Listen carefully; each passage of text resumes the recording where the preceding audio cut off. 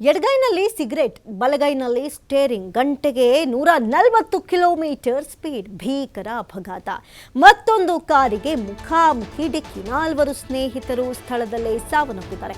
ಬಹಳಷ್ಟು ಬಾರಿ ಹೇಳ್ತಾ ಇರ್ತೀವಿ, ಜಾಗೃತೆಯಿಂದ ಗಾಡಿ ಓಡಿಸಿ, ನಿಮಗೂ ತೊಂದರೆ ಮಾಡ್ಕೋಬೇಡಿ, ನಿಮ್ಮಿಂದ ಬೇರೆಯವ್ರಿಗೂ ತೊಂದರೆ ಮಾಡಬೇಡಿ ಅಂತ.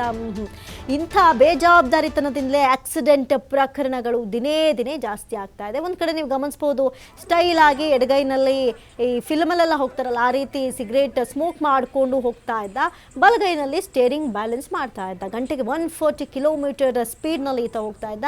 ಇದರಿಂದಲೇ ಭೀಕರ ಅಪಘಾತ ಸಂಭವಿಸಿದ್ದು. ಮತ್ತೊಂದು ಕಾರಿಗೆ ಮುಖಾಮುಖಿಯಾಗಿ ಡಿಕ್ಕಿ ಹೊಡೆದ ಪರಿಣಾಮ 4 ಸ್ನೇಹಿತರು ಸ್ಥಳದಲ್ಲೇ ಸಾವನ್ನಪ್ಪಿದ್ದಾರೆ.